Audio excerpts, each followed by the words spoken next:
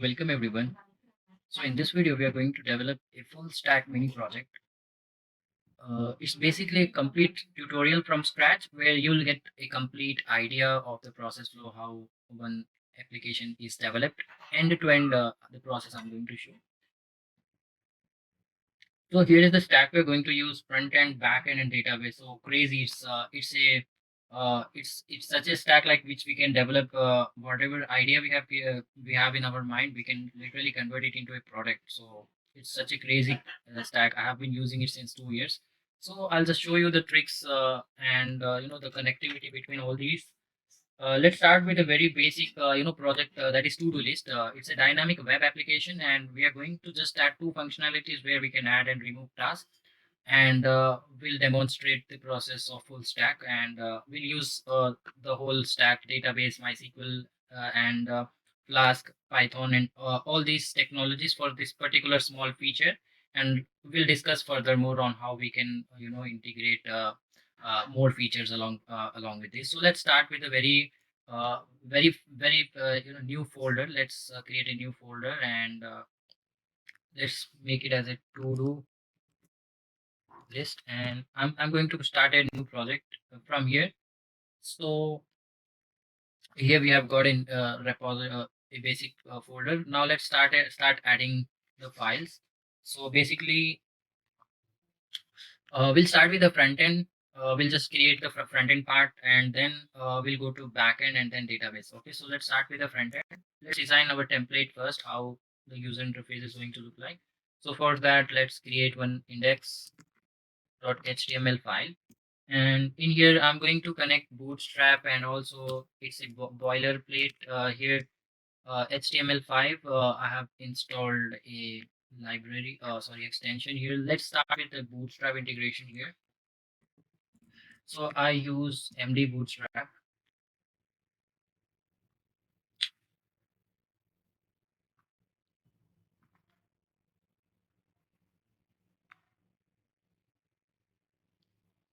So from MD Bootstrap, it's a material design of Bootstrap. We can also use a standard Bootstrap, but using material design Bootstrap will also, follow the same process, the same classes, just the UI will be different. So we are going to have, the heading and the title. So the buttons and everything we are going to take, which will look similar to these buttons. So let's see how to integrate Bootstrap with our template. So if we go to get started and installation, here we have got these different ways of installing it. And if I go with one of these, I wanted to go with CDN. Basically, in all the projects we use CDN links like this.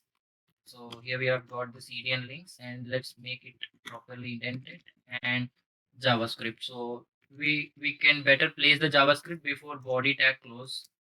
So here we have got JavaScript, and we have also integrated CSS. So let's test it. I wanted to create a button. Let's say I'll say add to do. So let's launch it with a live server. Hope you know what is the live server. It's basically extension in VS Code where you can basically open your application with live server. So you just need to search live server.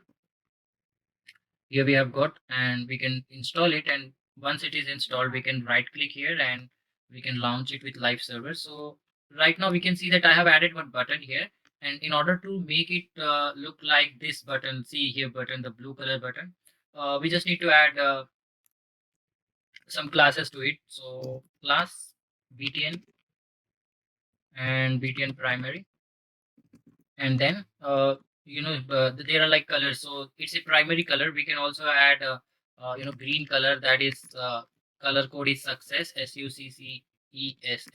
So we can see the green color. These are like color codes we can use. So we'll go with primary.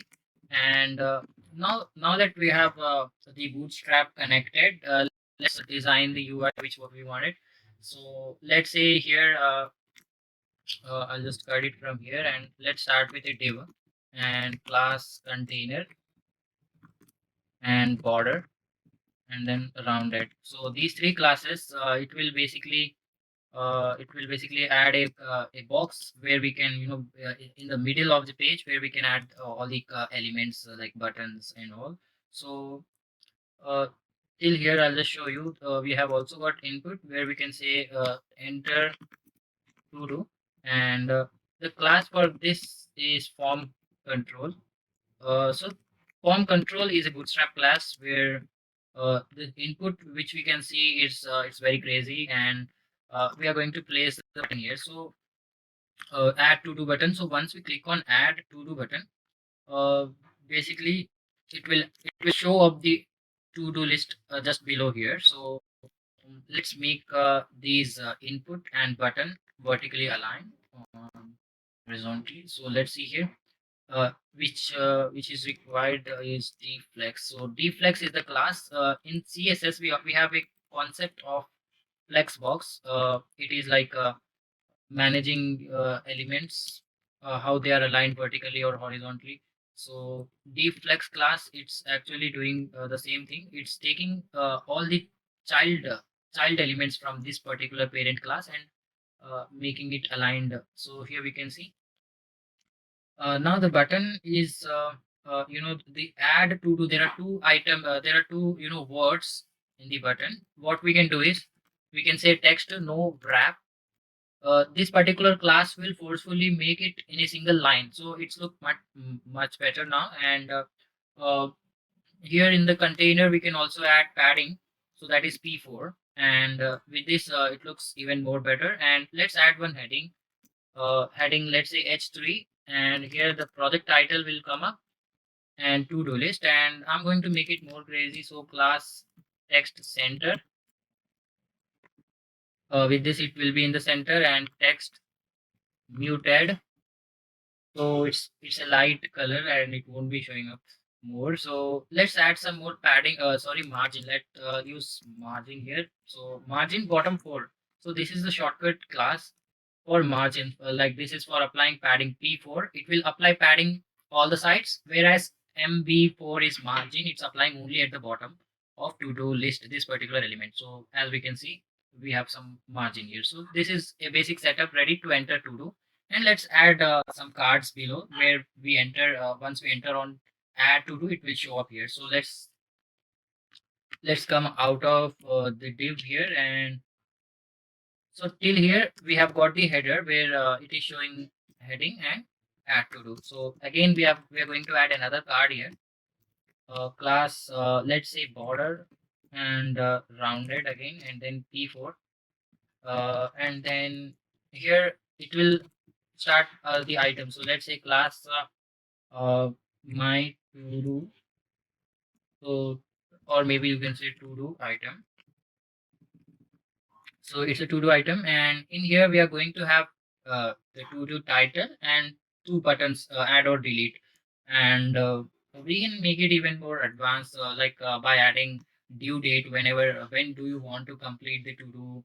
So it just takes like one more input here, that's it. So we can add date and time on which a user wanted to complete this to do. So here basically we just need to say type equal to date, and here we just need to say type equal to time.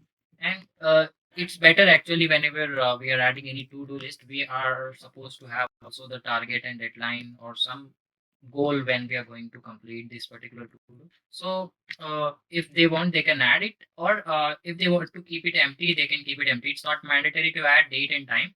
Let's keep only this particular tag as required. So we just need to write required here, and it will not submit the form until we enter some value here. So that's the purpose of required.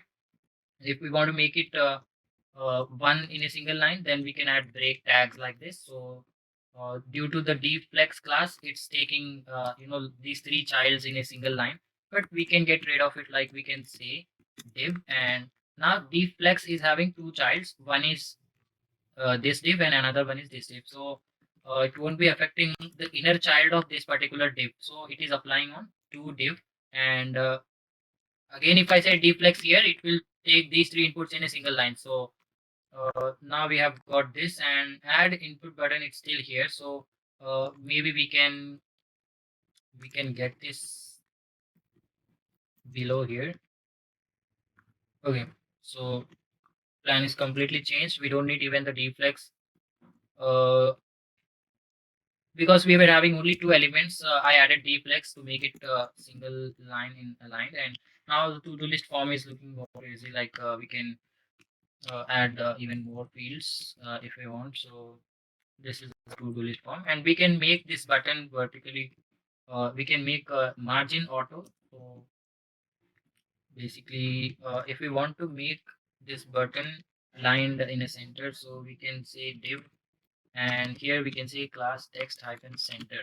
So text center class will take all the elements to the center, as we can see add to do button, and so it's a big form, right? We don't want this big form. We just want to make it small, and we just want to make it like somewhere aside. So for that we use bootstrap row and column structure. So see, there are two divs now, this one and this one. So we want to make it side by side. I want to show all the to do here, and I want to add the form here, or maybe reverse. I'll just add a small form here and all the to dos from left side. So how do we do that? It's very easy in bootstrap. Basically we use row and column structure. So see here class row, and if you want you can also go ahead and search bootstrap grid systems so that you can understand it in depth. But it's a very small topic. You can quickly get you'll just quickly understand it while we are implementing. So column 4, you can see this particular card, it's now showing up only the width of 4. That is, if I say 12, it will be taking up the whole width of the page. See, in 12, it is taking the whole width of this card. Whereas I don't want this upper card, I can remove the container border and P4 from the upper side. I'll just say PT 4. That is padding top 4. It has some padding at the top. And now understand here, we have one box that is having all the form and button, and let's add border here. So see, this particular form has got the content, and we want to make this form aligned side by side to the to do. So when I say class 12, call 12, it's taking the whole width. That means each can have up to 12 columns. If I say 10, you can see the width is reducing, and if I say 4, this is what we want. So we got it now, and let's apply padding all the sides. And the other part we have is showing the to dos here. So I'll just cut this div. So one column is having the width of 4, and totally we have 12 columns, and I have taken 4 columns for adding form, and I'm going to take another how many columns we have left with 12 minus 4, we have 8 columns here. So I can say call 8. So call 8, it will occupy the remaining space for this card. So you can see here, there is some card already showing up. So this is what, it's excellent. So let's add some to do here. And even, you can make it responsive. So right now it's not responsive. As you can see, it's overlapping, and the alignment is gone totally in mobile. So what we can do is, by default, it will apply to mobile or small screen. See, if I say call 12, it's now looking perfect in mobile as well. So here we have got to do, and below we are able to see added to dos. So in mobile, if we say call 12, it's working excellent. And again, if I go to computer now, it will you can see that it's taking up the whole width. So what we can do in that case, we can apply separate width for medium size screen and large size screens. So I'll just say column MD, and here for medium size screens, I wanted this to be in a 4, and for large also it should be 4. And whereas this, it should be 8, and again, for a large screen size, it should be 8. So let's see. It's looking like this in PC and perfect. And then in mobile, let's see. So we are getting it, responsive.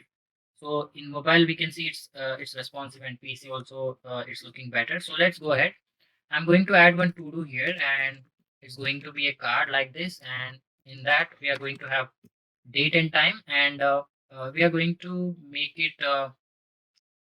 We are having like two buttons, and we are having text and date time.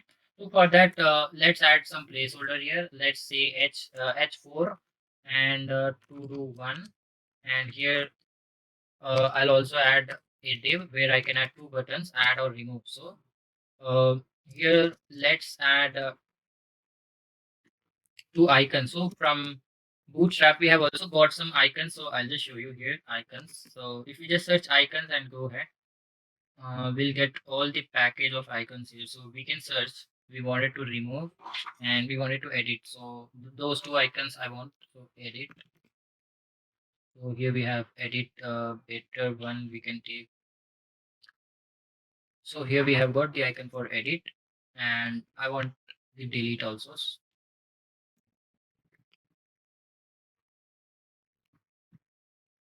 So here we have got trash delete, edit and delete, and we can also add a checkbox here.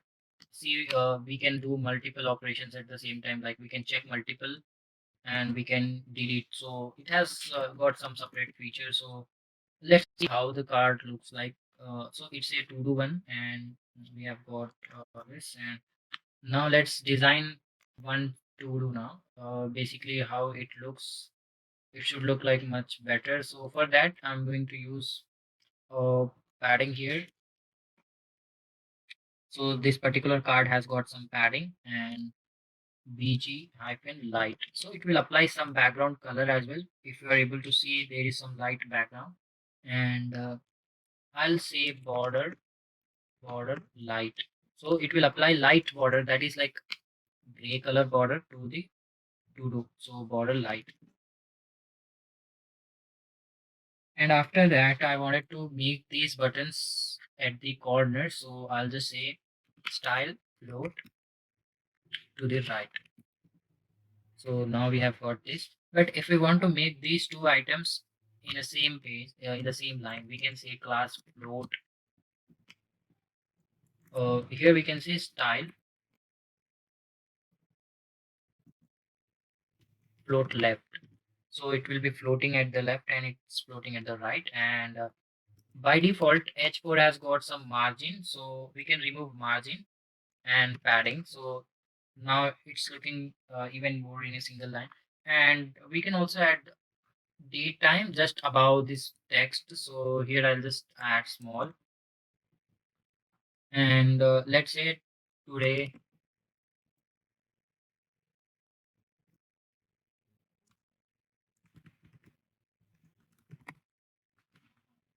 So we are getting the date also here, but we have to use something else.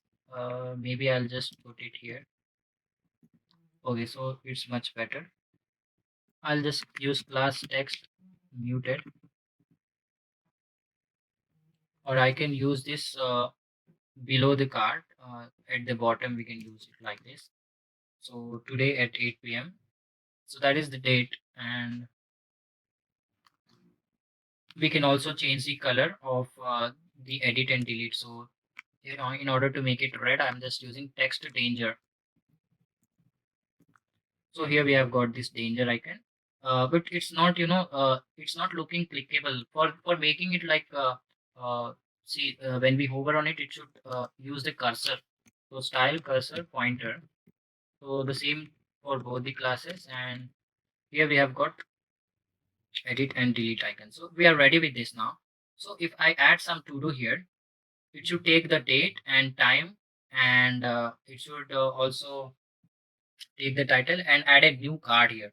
So when I click on the add to do button, it should actually show up the card just below. So for that, we are going to use JavaScript and jQuery, and jQuery in order to make it more efficient.